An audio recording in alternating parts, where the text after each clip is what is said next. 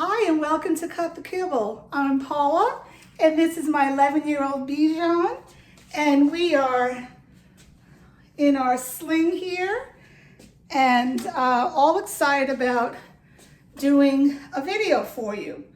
So today I'm going to be making two proteins. I want her to stare at the camera, but she just wants to stare at her mommy. I'm going to be doing beef and turkey. I'm only going to be showing you how I make the beef, but I'm going to be showing you the ingredients for both of them. So for the one that I guess I'll do right now, I'm going to see if you could, I'm going to actually put this all the way down so that maybe you could see this. There we go. Look at this nice assortment of a platter. I'm going to be using asparagus, a little bit of pinto beans, a half a small sweet potato, some broccoli woccoli, a half a can of sardines, some beef liver, beef hearts, 2 small cloves of garlic, and a half a cup of blueberries. All that is going to go into 2 pounds of beef. And in the turkey one, I've changed it up a little bit because you want to add variety. This one has zucchini, cauliflower, and collard greens, and the rest is the same. So I'm going to put this over here because I'm not going to be using it right now. And get you back over here so you can see us. Hello. Whew. Okay, so what I'm going to do is plug this in, because I should have had it plugged in. You need a food processor. You can't see that, can you?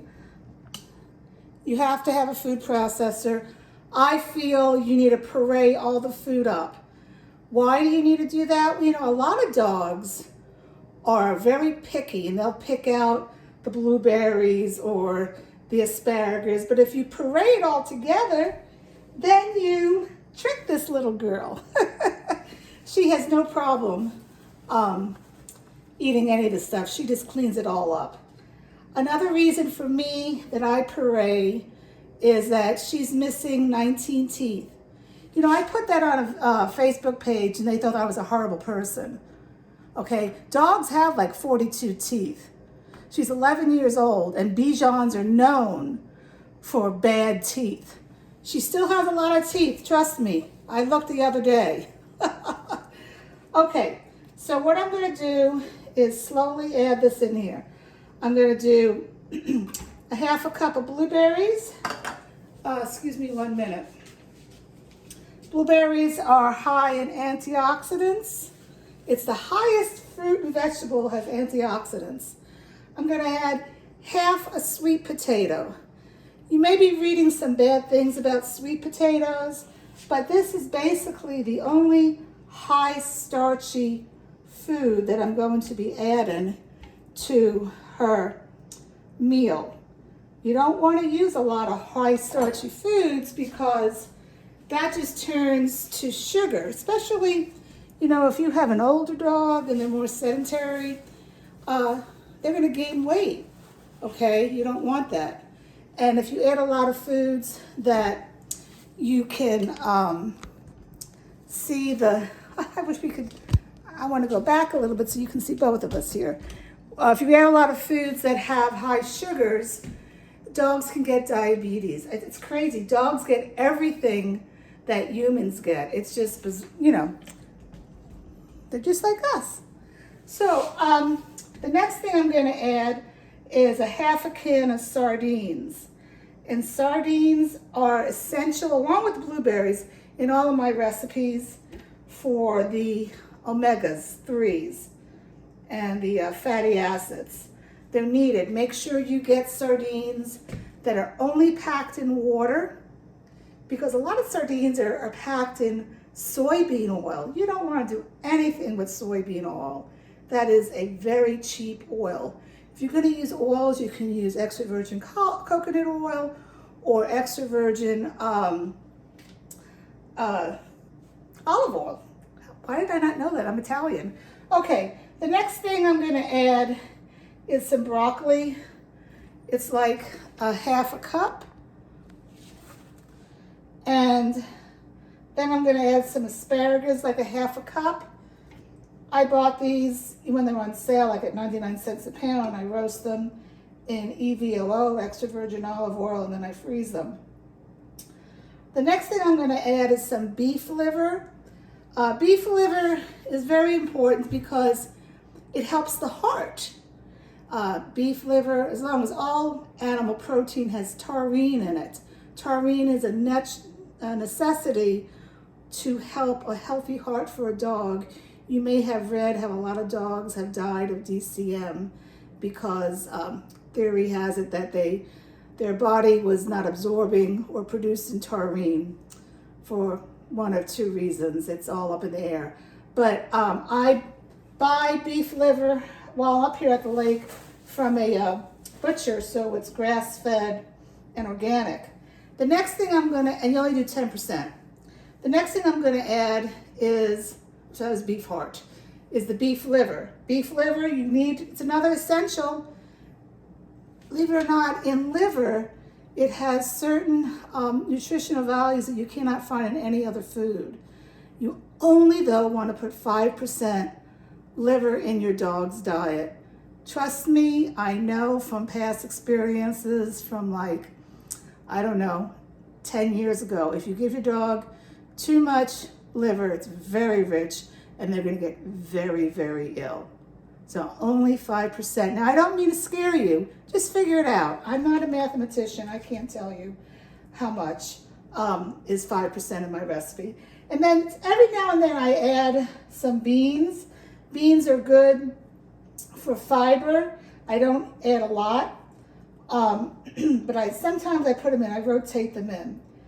And let me wash my hands real quick.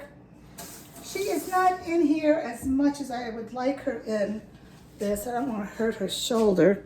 So that's why I wish I could just get her little paw to go in there. There we go. Okay, and then the last thing I'm going to add is garlic. And now you've seen me where I put the garlic and I cook it in the food. Well, I'm going to do it fresh now. Can you see this? I have a garlic press. This is I think it's a Xylus garlic press. It's the best one on the market. You could have actually put it in with the skin on. I didn't do that. But I'm going to press it in here, and all the natural oils and good properties are going to go right into her food. And the reason I'm mincing it, I want to make sure that it's evenly distributed in her food. And I need to put a name for this, like cut the Kibble's secret ingredient or something. I'll have to get creative. But this is a mixture of flaxseed and pumpkin seed.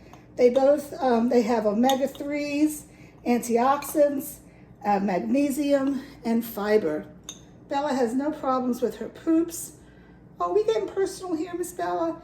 She poops great. She poops 3 times a day. When we wake up, and she poops around noon, though it's past her pooping time, but we're doing this now. And then she'll poop after dinner. If she poops anymore, I'm like, what did I do wrong? But sometimes, hey, sometimes we poop more, right? Okay, so I need to also add in here, if you home cook, I've told you always, if you read look at all my videos, you need to add a calcium. I don't do eggshells because with the eggshells, you're just getting the calcium. You're not getting the magnesium. This has magnesium in it, and you need that to balance out the dog's phosphorus levels in the body. So it's 1 teaspoon per pound of protein, and I have 2 pounds of protein, so I'm adding 2 teaspoons. That was an easy math to do. And I should have put that in earlier because now it's going to fly everywhere because it's the powder. But I have some juice here from the blueberry, and I'm going to get some more water. Excuse me. Okay, I'm going to put a little bit of water in here. I just don't want that powder to be wasted on the top of my food processor. Okay. And now I'm going to turn it on.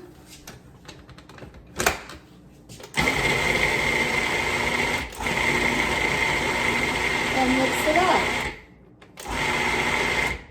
Now, if I was home, I would have my 14-cup KitchenAid food processor where I could mix everything all at once and be done quicker. I'm all about doing things efficiently, but I'm not home and I have to make do. So what I'm gonna do now, and I don't even know if this bowl is gonna be big enough. I need to get some mixing bowls. I have, I cooked up 2 pounds of beef. This is, what do I want to say? This is 4% fat. Okay, you want to make sure you don't want to buy 20% fat. Ooh, that's not good for the dog. It's too much fat. But I drained it and I am actually adding some good fat into it. I put in, earlier, after it was cooked, I put in maybe 2 teaspoons of coconut oil. And she loves coconut oil too. Maybe I'll give her some right now. Coconut oil is fantastic for a dog's coat. It's amazing. I had to wait 12 weeks to get her groomed because I didn't realize the groomer here is so popular. And she really didn't have a lot of mats. She had a few, but I mean, normally they have them behind their ears and all over the place.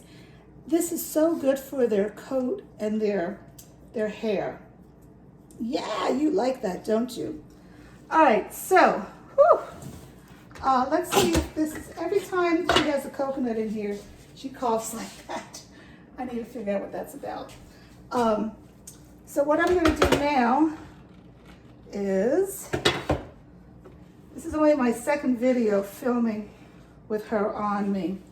I was just doing a little Instagram story, started talking, and she wanted to get right in it. I had to pick her up. Yeah, you can see what I'm doing here.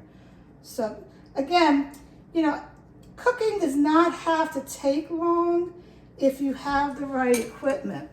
And I don't really have the right equipment here, so it's taken me longer. If I had that food processor, I would have been done already. So now I have to add the vegetable mixture to the meat mixture, and then I have to mix it up. So it's all evenly distributed. So I'm not a happy camper about that. But these are things that you can do to make your cooking time less. And another thing I thought about is, when do you cook? You don't want to have this be a punishment for you. If you, I don't know, listen to a special show at 2 o'clock, don't cook at 2 o'clock, okay? I am cooking now because I was sitting outside enjoying the nice weather, and my neighbor started using his gas blower. That's just, I can't stand that smell. I'm just adding some water to this. And so I came in and said, let me cook now. So you have to schedule when you're gonna shop and when you're gonna cook. Now, I know I've been thinking about it. My food is getting a little low on meats. So the next time I go to the grocery store, I already have a list. I want to buy some food, meat that I can put in the slow cooker. You can look at my playlist. I have, I divide it up by proteins and by subjects. So I have several about slow cooker meals, which are really easy. And I have no more slow cooker meat in the freezer. So anyway, I'm just mixing this up. This is all done. And then after I finish this video, I'm just gonna cook up my turkey and I have my vegetables ready. So what I do now is, she's around 12 pounds and she gets half a cup twice a day. In the morning, she gets an egg protein meal. And at night, I rotate between turkey and beef, and I try to do once or twice a week salmon. I don't do more than twice a week because it is a pretty rich food. So I will measure out a half a cup. I have a scale, and then I put them in. I try to save these plastic bags. I've washed them. This is from like the past weeks. I have all these bags here, probably, I don't know, 10 bags. And I'll reuse them. I'll put the half cup in each, put it on a tray, flash freeze so they're not sticking to each other, and then put it in a gallon size bag, and I'll label it beef, and I'll put today's date on it, and then I'll put it in my deep freeze. And so when I need more food, I go into the deep freeze, and it's important to put the date on it so that you know which food to use first. You want to use your oldest food first. I try not to have anything in there more than 3 months. I try to have at least 3 weeks of meals planned because I can get sick. There could be an emergency. I could be having company. All this makes me sleep better at night. Yeah, what are you sniffing over there? Knowing that I have stuff prepared. So I hope all these tidbits help you. It's really not hard cooking. It took me a good 3 years to get my act fully together. You could look back. I have books that you could read, recommendations of vets. I have what supplements that you need to use, okay, because you do need to use some supplements. And with senior dogs, you need to use other supplements that I didn't put in here because I put in per meal when I give it to her. So, from Cut the Kibble, Miss Paula and Miss Bella, we hope that you are staying safe and that you are both eating well, your dog and you, to keep your immune system up, to keep you healthy. And I don't know where my little thing is, so I'm going to push this goodbye. That's it.